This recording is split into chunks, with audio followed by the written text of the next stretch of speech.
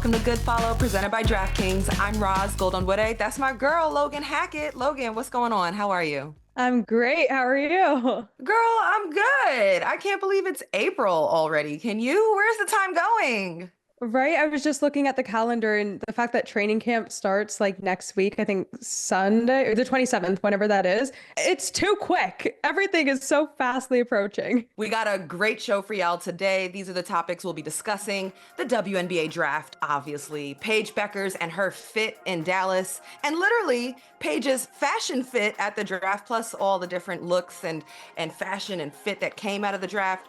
We take a look at the WNBA's sparkly new Rivals Week and which matchups we like more or less, and whether or not Unrivaled is putting more pressure on the WNBA with their lucrative contracts. And we continue to update you on the college transfer portal, including the underclassmen mass exodus out of UCLA. Plus, we also have an exclusive sit-down interview with Indiana Fever head coach Stephanie White, and she takes us through the entire roster, including her vision for Caitlin Clark in year 2. So, big show, Logan. Huge. I'm so excited. But y'all, as always, thank you so much for subscribing, commenting, liking, pressing all the buttons, following us. And new episodes drop every Wednesday at 7 p.m. Eastern. So y'all better tap in. Roz, you ready? Ready to go. Alrighty. Well, as we all expected, Paige went number 1 in the WNBA draft on Monday night. And though we knew it was going to happen, it was still bittersweet, and Dallas is welcoming her with open arms. But if you kind of think of the state of basketball in Dallas, it's quite up in the air right now. I mean, fans are still upset that they lost Luka. They don't really have a star, a top tier face of basketball. So do you think that Paige could be the new face of basketball in Dallas? I think it's a super exciting time right now in Dallas, getting Paige Bueckers, getting the number 1 overall draft pick. It's hard for me to say that Paige suddenly becomes the face of basketball in Dallas when Arike Ogunbowale is on that team and heading into her 7th season there. And you also got Deja Carrington. I mean, these are full-blown stars on this team. And I also think like there might be a natural transition period or adjustment period. Being a guard in the WNBA is hard. Paige is built wiry, and defenders are bigger, stronger, faster. So my question is, can Paige keep up her efficiency as a shooter? I know that was something she was always like obsessed with and loved, but her shooting ability will create spacing. I think she's going to eat off of the spacing created for her by Arike Ogunbowale. And I also think Dallas now has so much wing depth because it's not just Paige Bueckers or Arike. They also added Isaiah James, which is a great guard player out of the collegiate side. You have Ty Harris. You have Dejanay Carrington on the wing. And I think that'll be big for Arike, who played the most minutes in the league last season, 38.6 minutes per game or something like that. My girl can have a chance to rest, which might be beautiful for the rest of the team. So that depth is exciting. But as far as Paige, she's so likable. She's easily marketable. Her teammates are welcoming her with open arms. Look at all the tweets from Arike, everything. She's got a fan base that'll come with her. And I just think her lighthearted and personality and her being a great human and great teammate, which we've seen her demonstrate over the years, will be very welcome in a Dallas locker room that has a lot of new faces, a new coach. It's a new era. So I think it'll help everything mesh. I actually just saw a tweet from Arike right before we started filming, and I think it was something around God takes you through the lows so you can come out on the other side, and Paige is our other side. Like we're really together as a team, and getting Paige was the cherry on top. But following Paige at number 1, the picks 2 to 4 went pretty much how we expected, with Dominique Malonga going to the Storm, and then Sonia Citron and Kiki Irifin going to the Mystics. Now, I was shocked what came after, because when you look at the mock drafts, it was completely different. The mock drafts went out the window. It's like they never even existed. Personally, I'm shocked that Cheyenne Sellers didn't go higher. Sarah Ashley Barker went as high as she did, which I think she's very deserving, but it was very unexpected. And even Georgia Amore getting drafted 6th, I did not expect to see that whatsoever. But looking at this list, what stood out to you about this year's draft? Well, I'll just point out Haley Van Lith, because I think in our last show, I said that I thought she'd go higher than people had predicted because her season at TCU was a success. Her tournament performance was a success, and I think that helped her go higher. And she comes in at number 11 in Chicago, and she's going to have the opportunity to not have everything be on her shoulders, but at the same time, she'll get to learn from Courtney Vandersloot, one of the great point guards of the all of women's basketball, a reunion with Angel Reese, which I think, could be comfortable for her. And Tyler Marsh is a coach that's well regarded as someone who works really well with players and develops them. It could be a nice fit for her. I could really see Camilla, Angel, and Haley just absolutely like the what's it called? Not a dynamic trio, triple threat. That's it. Yeah, for the future, But for sure. yeah, absolutely. But there were also some players that we didn't see get drafted, and there's a lot of discourse online. But who stood out to you that didn't get drafted? Well, the headline starts with Sedona Prince not getting drafted. And I think her size and stats alone should have allowed her to get drafted this year, but it was her conduct. It's the allegations of domestic violence that I think the GMs of the league made a cultural statement in not drafting her. And look, Sedona may end up in the WNBA and in the league, but she just that won't allow they wouldn't allow her to be rewarded by being drafted. So she's going to have to prove her way in. And I also think she didn't have a great final game of her collegiate season, plus her taking 7 years to finish college and the injuries. I think that all went against her there. Another player that didn't get drafted, boy, Deja Kelley. First of all, she was decked to the nines. Like, she had this awesome outfit on, and it almost makes you feel like, oh, how vulnerable and public these players are as they pursue their dreams, and that you could fall flat and not get drafted on this very public night. And Oregon didn't have a great season. I did think she had a nice finish to the season and a great first round performance in the tournament. Hopefully, she'll get a chance in training camp to show what she can do. And the biggest outcry came for Diamond Johnson out of Norfolk State. So, we're talking HBCU. This is the MEAC Conference Player of the Year. She averaged like 19 points per game, also was doing it on defense, led the conference in steals. 3.6 steals, was an all defensive selection. And if critics were like, oh, well, is the MEAC conference tough enough? But she also played at Rutgers and NC State. This is ACC, this is Big Ten. And she did well there. She was highly regarded there. So I think the critique and the outcry was, why suddenly was she not good enough to be drafted here? Given the numbers and the pedigree speaks, the body of work was speaking for itself. Perhaps it's a lack of attention or respect for MEAC basketball, HBCU basketball, and attention to what's going on there. I can definitely see a lot of them getting training camp contracts, and I hope that they make a team too, because there's no better feeling than going undrafted and then making a team being like, come on now, you should have taken me. But moving on to the WNBA season, we're getting an entire week dedicated to W rivalries, and they announced that their games are going to be between August 9th and 17th. But while there are some rivalries here, the one that jumps out is Sky and Fever, with people upset saying it's not a true rivalry. But just looking at this as a whole, I mean, do you think that some of these rivalries are being played up? First of all, Logan, like, bigger picture here, I like the effort of the league to try and create some urgency, storylines that fans can follow. This is called stickiness. It's an opportunity also to monetize. The partner ally on this is a huge get for the WNBA. So, look, some of these games do make sense, right? Like New York Liberty versus Lynx, that Run It Back Championship, WNBA Finals. It went 5 games. It was controversial. Liberty versus Aces. That was the year before's finals, Commissioner's Cup, Star Power. Although the Aces do look different, but the Star Power, you've got your reigning MVP. You got to have Asia there. It makes sense, right? Sky versus Fever. So, Logan, do you like that one? I don't.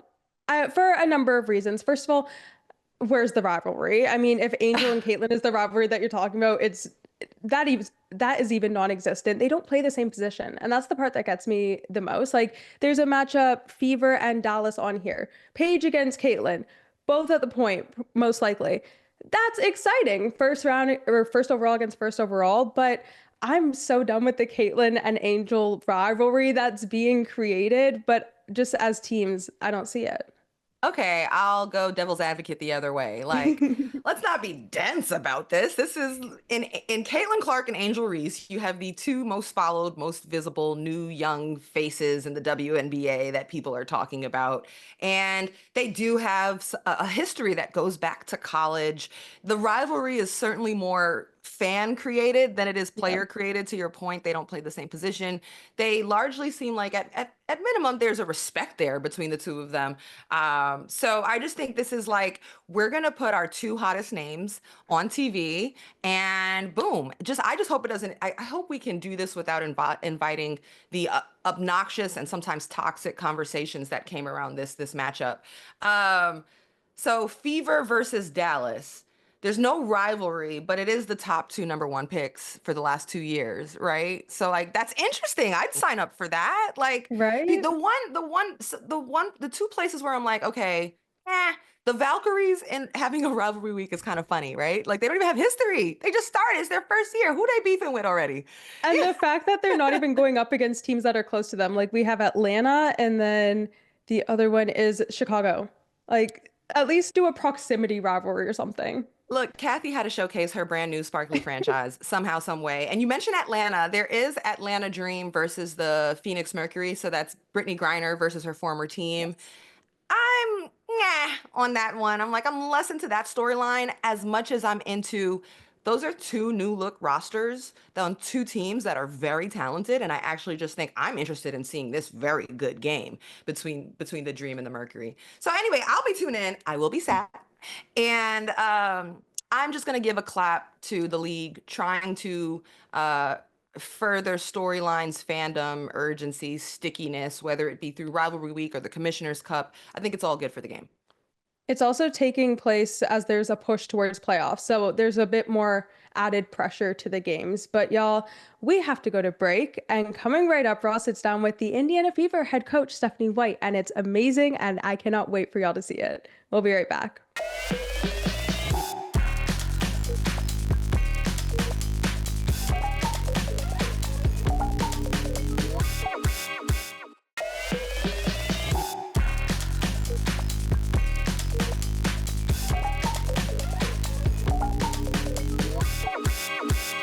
Hey, what's up, Good Follow? This is Roz, and we have an exclusive sit-down interview with the new head coach of the Indiana Fever. She was the 2023 WNBA Coach of the Year, an NCAA champion, a baller herself, a WNBA champion, and my former broadcasting teammate. What's up, That's right. Stephanie White? What's going on? How are you?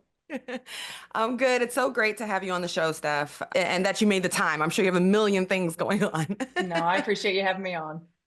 Yeah, for sure. I was, looking up all of your history and stories, and I'm like, this is a real indie gal. Like born in Indiana, you played your college ball in Indiana at Purdue, you played for the Fever in the WNBA along other stops. In coaching, you actually were an assistant coach with the Fever, and now here you are back as the head coach of the Indiana Fever. Just how has Indiana shaped you and just been a backdrop for you over the course of your life story? Yeah, it's interesting because people, when they ask about my background, I consider myself a community project. I grew up in a very small town in the state of Indiana. And of course, anybody who knows basketball knows the rich history of basketball in the state of Indiana. And typically that works through the cornfields, right? So it's country and it's basketball. And that's really how I grew up. And I grew up in a small community. No stoplights in our entire county, right? Everybody in our county went to one high school. And growing up in that area, it was thought at the time that no one from a small school would get a college scholarship offer. I wasn't going to be able to do that unless I moved to the city or I moved to, a bigger school. And everyone in my community was dead set on helping me accomplish my goals, whether that was from the time I was 10 years old playing with the guys who I called the old men in our town who played on Sundays and Wednesdays, who were probably in their 30s, maybe at the time, allowing me to play with them and really trying to teach me the game to, when we couldn't afford to send me to AAU national tournaments, that our community got behind that and had fundraisers and helped me, get to the point where I could be seen by college coaches. I mean, remember, that was a long, long time ago. So no social media, right? Like very little television, no internet, none of that stuff. It was, you go to a couple of tournaments a year that college coaches are there.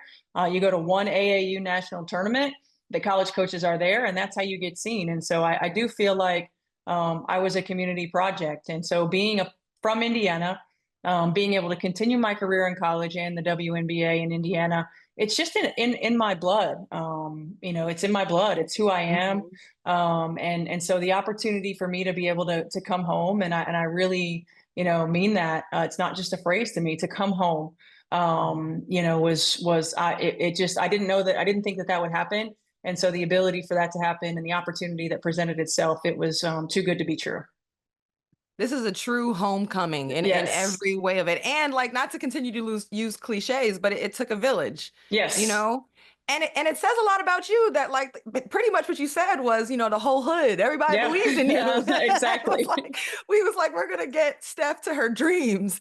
And you've absolutely done that as a player, as a coach. And you've been already a part of history with the Indiana Fever franchise and organization. Before we talk about the present, I want to look at history, because you actually overlapped as a player with the great Hall of Famer Tamika Catchings, and as a coach, you were on the staff when that team won the WNBA championship, the only one in Fever history. So let's start with Tamika Catchings. Just like, how did she influence the way you see the game and impact this franchise and set a tone for it? Yeah, the interesting thing about Tamika, when she was drafted, I don't know if you recall, when she was drafted, she was injured. She had hurt her knee. She was not going to play her rookie year. And I was a part of the team at that time. Tamika and I were roommates a lot on the road. And I remember she didn't say a lot, right? She didn't talk a lot. She wasn't playing. She wasn't actively involved in practice every day. But when we didn't win a lot, right? Like we were an expansion team. We didn't win a lot. But she still had this competitive fire. And so when she did speak in the locker room, whether it was about our habits or about the way we were approaching games, and she was not used to losing, right? She was used to winning. It said a lot to me about the type of, number one, player and person and competitor that she was, but number two, leader she was going to be, that she was not actively involved in playing or participating at that time, but she was actively involved in where we were going to be and how we were going to go about our business on a daily basis. And I loved that about her. And that's who she is. Ultimately, that's who she is. And I remember as a teammate, Tamika sets the standard because she works in practice the way that she plays, and which is all out every day. And a historic terror on defense, But I think it's cool that you got to see two perspectives of her, like her early in her career, and then later as a coach, her fully blossomed as a player. And, you've got an interesting roster that you're heading into as the head coach, and we focus in on the now for the Indiana Fever. You've got a unique locker room. It is undoubtedly super talented. But it's such a mashup of unique personalities, and I'll also say established storylines for each of these players. Like, there aren't some players that haven't figured out what they're about, or the storyline hasn't been created for them in the W. And you've got all of this coming into your locker room. So, season's on the way. What are going to be your first priorities? Maybe even exercises in creating common ground and meshing this team. Yeah, I think one of the early conversations, for us as a coaching staff, has just been about connection and building relationship, and approaching the players who were in that locker room a year ago in hey, what is it that you want to accomplish? What is it that we can help you? You don't know what you don't know, right? And most of those guys were pretty young. Certainly pretty young in terms of playoff experience. And then approaching them in sort of a self-scout way, this is what we would do to you when we played you. So these are the things that we want to work on. So first, establishing with those players that had been here, and continuing to work on our communication and relationship building, because we know at the end of the day, it doesn't matter what if you don't have connection, if you don't build relationship, and if you don't build trust. And so we've really started from a foundational level of that. And then it was really important who we added in free agency and in the offseason fit who we already had. I mean, look, our big three with Caitlin and Kelsey and Aliyah, Like you got to have certain kinds of vets that fit around them. That number one, fill the gaps that we need in our lineups, in our rosters. But number two, have accomplished multiple things that can lead them in a way that they haven't been led before, but also understand where they fit in the scope of what the Indiana Fever is about now and what we're about in the future, and that give us a chance to compete for championships. And I think that Amber and Kelley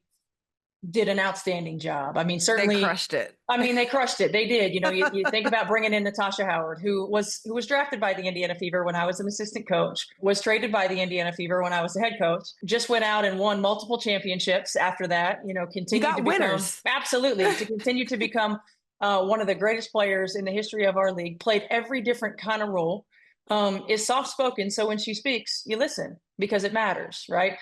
Gives us a little bit different look at that position than we've had before.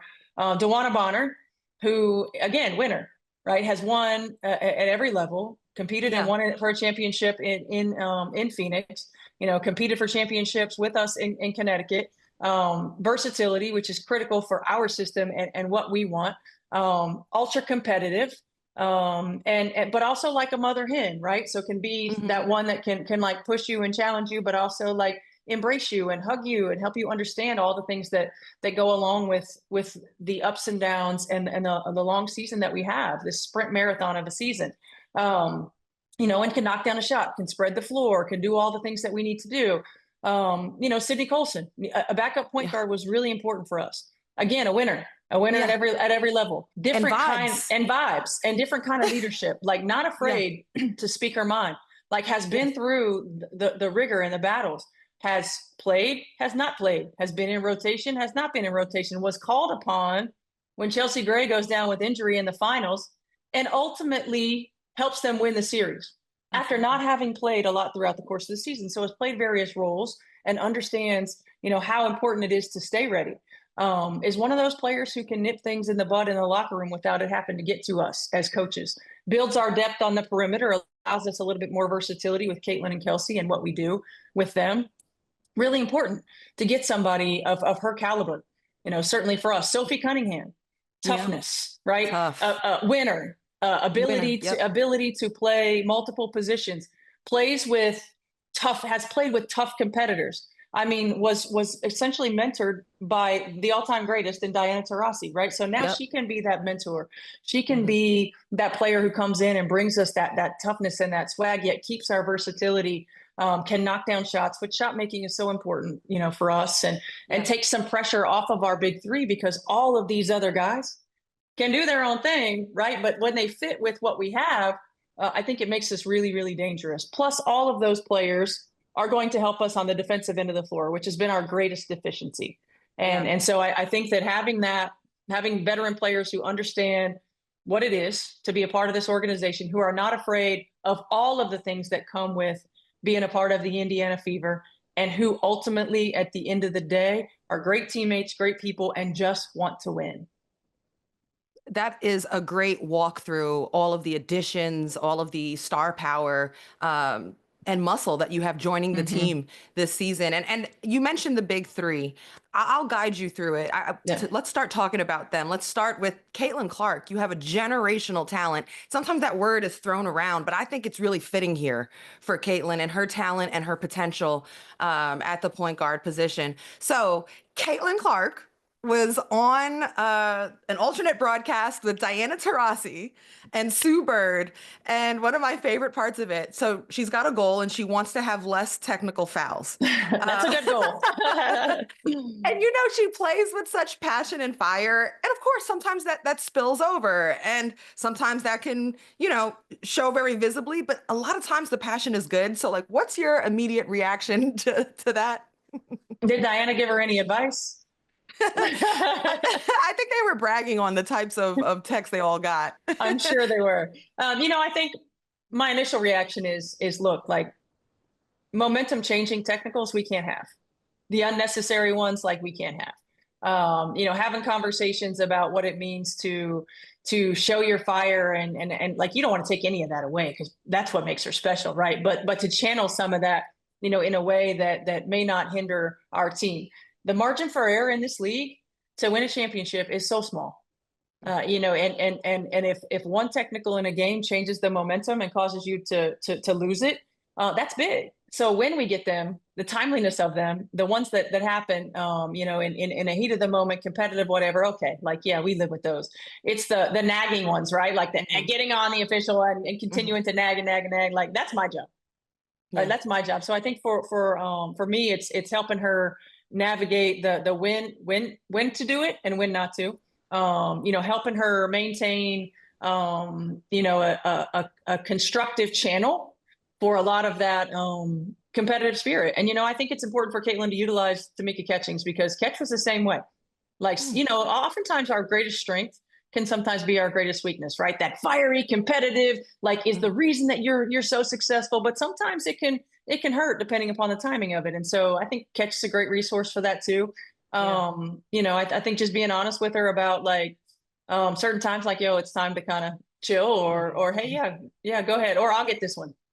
Right. Like I get this one. You know, having those conversations, you don't want to stifle the things that make her great. But you also have to take into consideration all of the things that go into the ultimate opportunities for success for your team. I think this is why it's so great that you're a coach here, because as a broadcaster covering you as a coach, players have often said you're a player's coach. And like, I feel like this is one of those moments where like, you've got a good feel for it in working with her. Okay, so besides this decreasing text, we already know that Caitlin has put on some strength and muscle. She had that viral picture. Yeah, you saw that. Yeah, I asked her if it was photoshopped. She said it was AI. No, but we know she's putting work in in the weight room. But besides those two things, like what aspects of her game would you like to work with her on for this season? Yeah, I mean, certainly getting stronger was one. You know, the level of physicality in the W is totally different. You know, that's the way that teams have to try to keep her off balance, keeping a low center of gravity. You know, there are times where she plays a little bit upright, making sure core strength and her ability to move with time under tension and stay in a low center of gravity is important. You know, lateral movement, like one of the challenges that we're coming to her with right away is on the defensive end of the floor. No, you know, use your size, use your length. You've got to that's got to be a priority, right? That's got to be a priority to play both ends because we don't have to go from, you know, 11 or 12 to 1 or 2, but we got to get to middle of the pack. You know, I think from just a straight basketball perspective, making sure that we help her diversify you know, her finishing ability, diversify in the way that it's not predictable, to be able to be equal in terms of production and facilitation going right and left, to be able to have different types of finishing looks, whether it's, you know, crossbody finishes, whether it's floaters at the rim, whether it's quick floaters, long floaters, you know, Euros. You can't quite be as fundamentally predictable with as much athleticism, speed, quickness, and as much as the game plan is going to be geared toward her.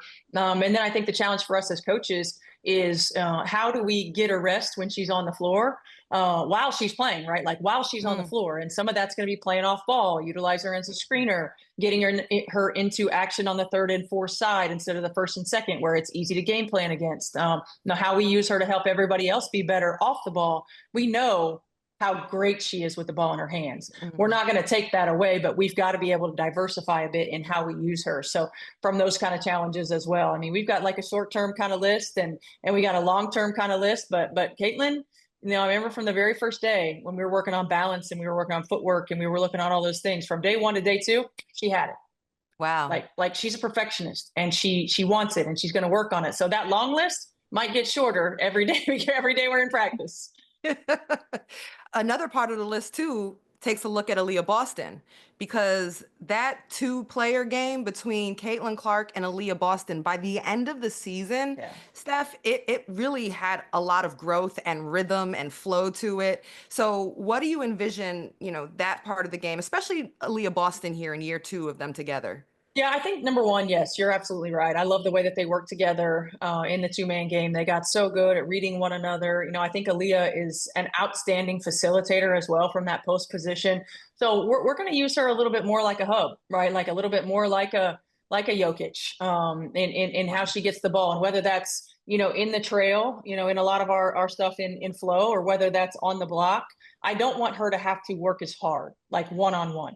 I don't want her to have to just, pound and body and dribble in a one-on-one situation to get shots. We want to make her life easier. How can we get her touches at the rim where she can just go right into to her finishes? How can we get her touches off the block where then we can run off-ball action and she can be a facilitator? Then she can get into other actions that allow her to move after she's gotten rid of it to get some easy buckets, as opposed to just everybody knows a strong side pick and roll is coming. So a little bit more movement, a little bit more usage in her in terms of facilitating, and a little bit more versatility in her game. I mean, challenging her to become a consistent, doesn't have to be high volume, but a consistent 3-point shooter, like looking for those, being able to use other aspects of her game outside of just pounding with her back to the basket. If I'm Aliyah Boston and I happen to be watching Good Follow Show and watching this interview, I would be so excited to hear all of like the accountability and opportunity you're giving her to potentially grow into. There is nothing like a facilitating big.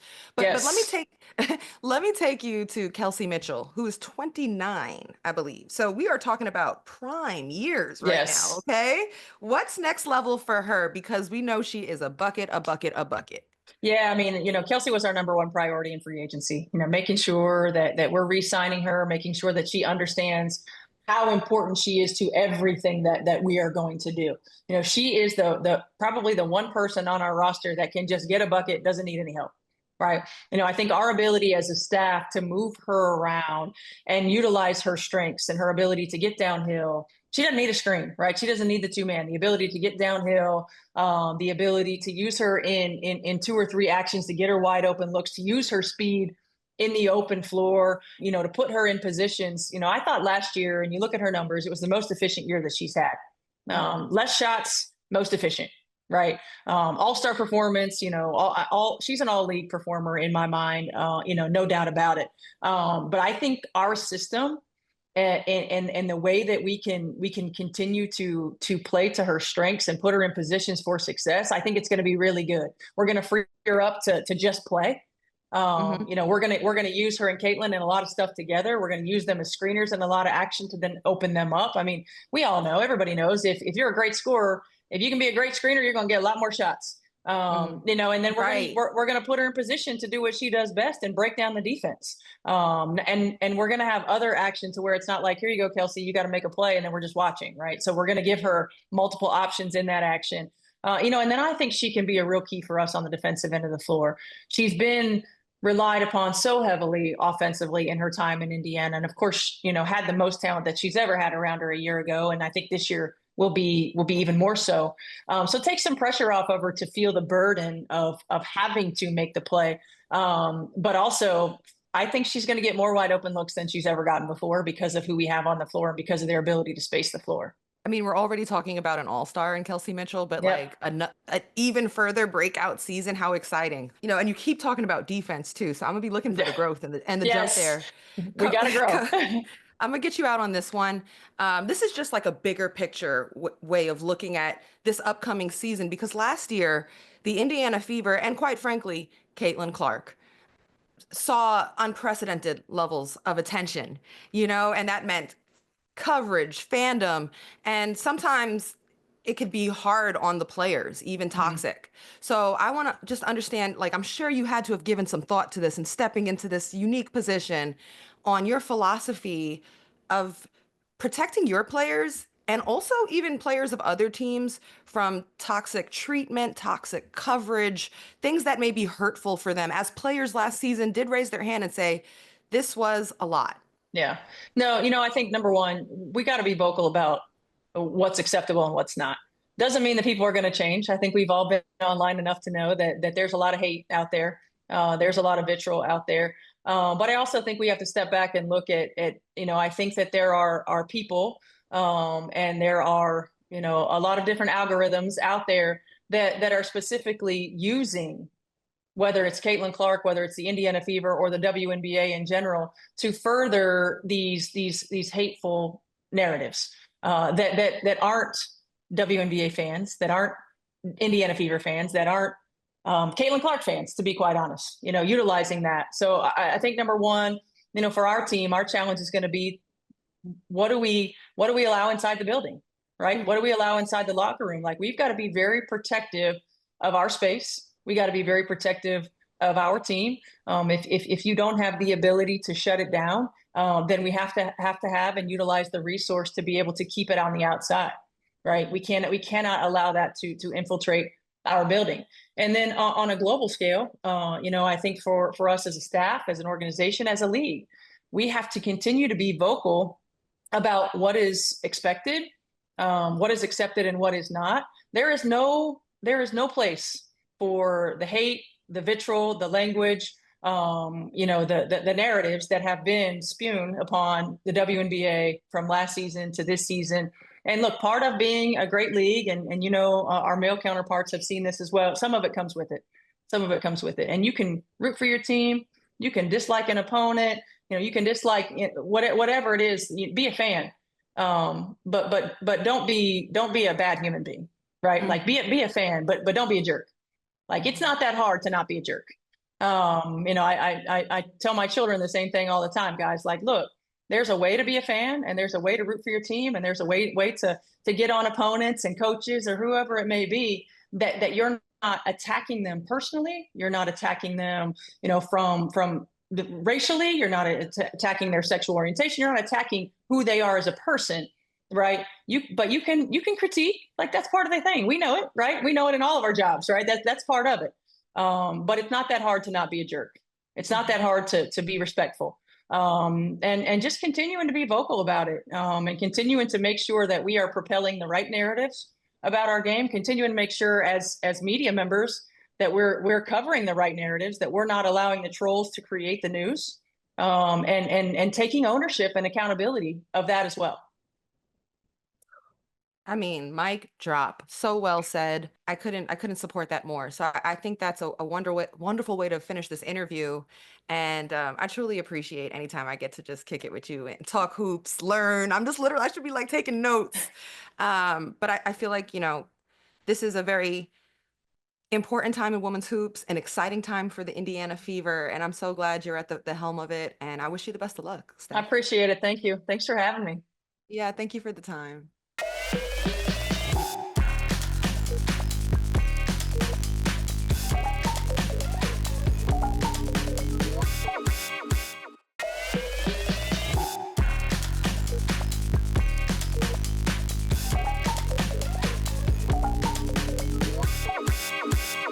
Welcome back to Good Follow, presented by DraftKings. I'm Ros, she's Logan, and that was head coach of the Indiana Fever, Stephanie White. We thank you, Steph, so much for joining us. Exciting times in Indy. Exciting times for our show, because Logan, you like games, right? I love a good game. Ooh, well, we got a game for you. Today we're playing a new game called Big Deal or No Big Deal.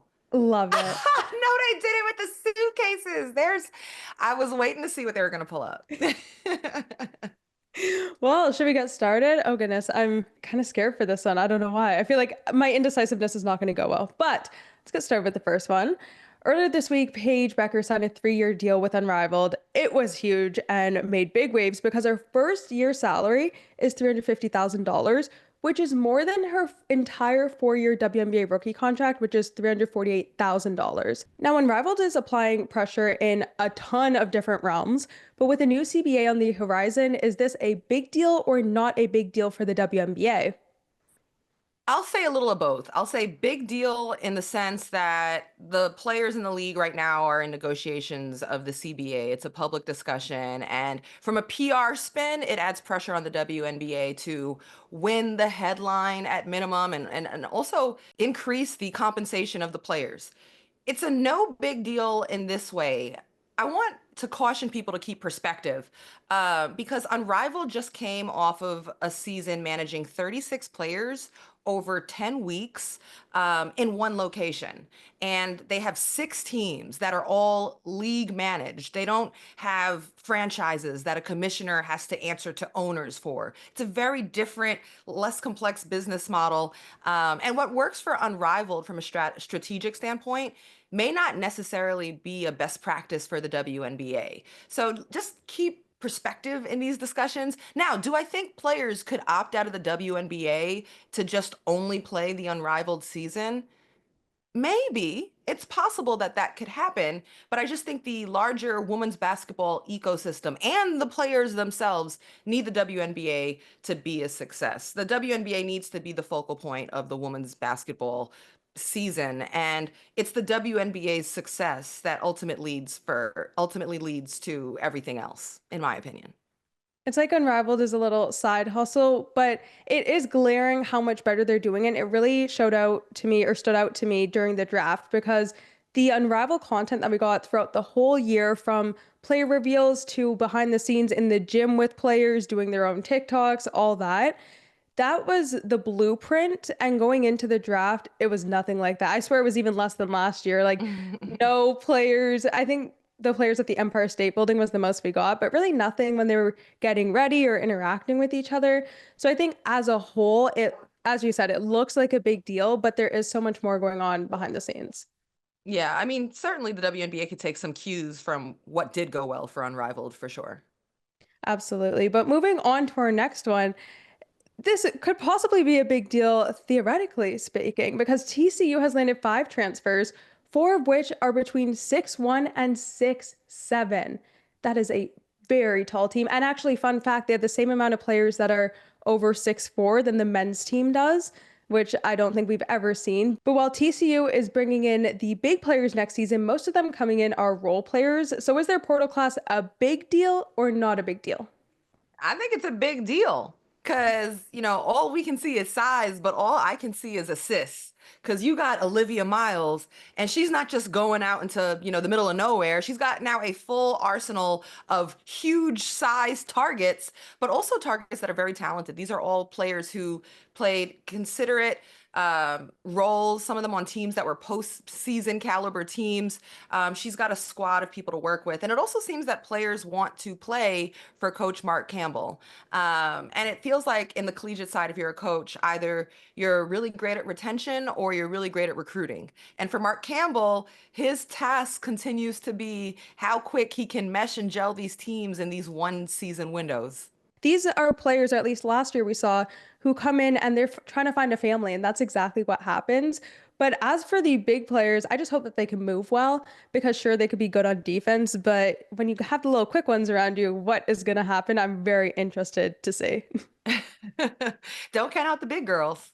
Exactly. But actually, going from big to small, UCLA has been losing players, and one of them was London Jones, which was so sad. Short queens are not uniting here. But since the tournament, they've lost their whole freshman class, and as well as Jediah Barker. It was very odd to see this happen after Corey Close was named as the AP Women's Basketball Head Coach of the Year, and then they went to their first Final Four in history. I don't think we've seen a turnover this bad. But is UCLA losing all their young players to the portal a big deal or no big deal? It's not a big deal to me, Yeah. especially for next season. For me, UCLA is still going to be very good. They return a lot of their talent from last season, and that's really the issue, right? Because it's Lauren Betts, it's Kiki Rice, it's Gabby Hawkes, it's Mia Gardner, it's Dugalich. They're adding Sienna Betts, more size. Charlize Ledger-Walker comes back after missing a season. She's very talented. So this is a team that's going to be not only talented, but very veteran, very experienced, and very deep. And so those younger players might have been looking at it and thinking, I want to play. I don't want to sit. I want to be a star. And for me, it looks more like a logistical issue more than it is a critique on the program or UCLA or their coach. Yeah, I think the number here is very glaring, but when you look at who they've kept on the team, they're fine. Even if they go to the portal and pick up some players, I mean, they're still probably going to make a deep run next year and look the exact same. I think they're going to be quite good. Coming up, I make my DK game pick of the week, and we have some quick hits for you. We'll be right back.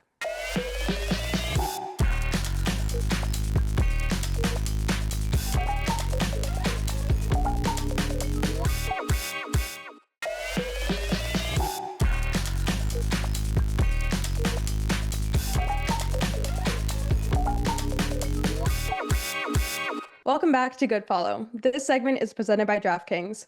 Get ready for a top team showdown this Saturday as the Orlando Pride take on the Washington Spirit and look to make a statement at home. Now, DraftKings Sportsbook has it incredibly close. The Pride are slight favorites at plus 100, but the Spirit are tempting underdogs at plus 265, with the draw sitting at plus 230. Translation, even the odd makers know that this one is way too close to call. The Pride's Barbara Branda is electric. Her speed and finishing are next level, and she's one of the most dangerous strikers in the league. If she gets space, it's lights out for Washington. On the other hand, the Spirit's Ashley Hatch is a veteran striker who always knows where to be. Hatch is calm, clinical, and clutch, which makes her exactly the kind of player who could steal a game with one touch. Washington did kick off the season by beating Orlando in the Challenge Cup, but I'm going to go with DraftKings on this one and put Orlando Pride as the favorite to win. We are bound to see some amazing soccer, so y'all better buckle up for this one. This segment is presented by DraftKings. DraftKings, the crown is yours.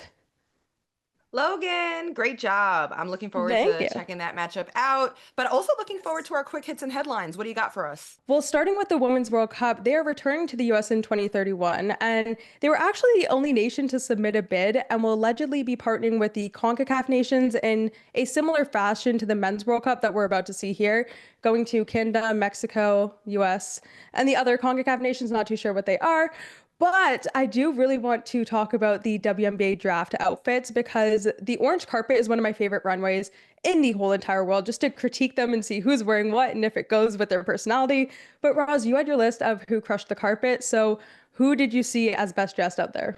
Well, culture won at the draft. Okay. How about my Africans standing up? So number 2 draft pick, Dominique Malunga. She's from France, but she made sure to shout out Cameroon and Congo. And of course, our girl Kiki representing for the Nigerians out there, to the point of being so intentional that her outfit was literally designed by a Nigerian designer. Not only the clothes, but the jewelry too. And she looked like a trophy herself. She was just glistening golden. Even the blonde wig was a change up that I wasn't even expecting. My girl looked good. And speaking of culture, I want to shout out Tahina Pow Pow, who looked beautiful in her Samoan attire, just covered in all of the flowers. She looked regal. Who do you think was the best dressed? Ooh, that's such a hard one. I did love Paige's suits, but it was very expected. Maybe Anissa Morrow really shocked me going with the all leather. It was giving like Janet Jackson in that leather do that she had. But Absolutely. Isaiah James, her suit was sick. I love that. And even the shoes to go with it and the glasses, it made the whole look. I'm so with you. I think Isaiah James and Anissa Murrow were the coolest on the carpet. Of course, shout outs. I thought Sonia Citron, I thought Haley Van Lith all looked very nice. Obviously, the number 1 draft pick, Paige, did her thing, especially with her supersized coach bag. I love that. I love the new coach partnership with the WNBA. But I have a category. It wasn't their draft, but they stole the show. Yes, So needed. I have a category for the Rizzler herself, Nika Mule.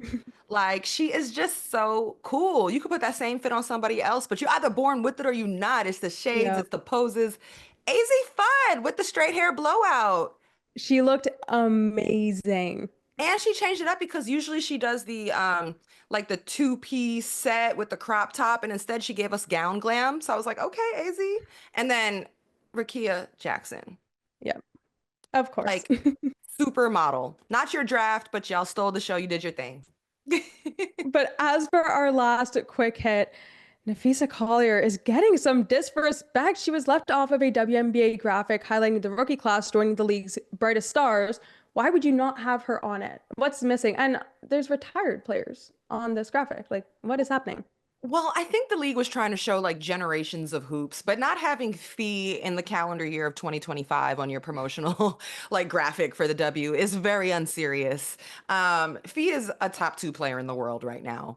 It's not like her team isn't good. They're a contender for the championship. She's a gold medalist. She is the reigning best defender in your league. She is the runner up for the MVP. If I'm Fee, use it as fuel. Like, let's say Fee and the Lynx win, I'd be up there on the podium like they didn't even have me in the promotional graphics. That's how petty I would be about it. But maybe Fee would be classier. Who knows? Hey, speaking of a classy finish, let's close the show in a nice way, Logan. It was lovely to spend time with you again and do good follow with you. And thank you to all of our subscribers and viewers for watching another one with us. It was a huge episode because we had Stephanie White on, the new head coach of the Indiana Fever. It's a big deal for us. Make sure you subscribe to our page. If you've gotten to this point of the video and you haven't yet, hold us down with that subscribe, comment, like, follow our socials. We do this every week. We drop Wednesday at 7 p.m.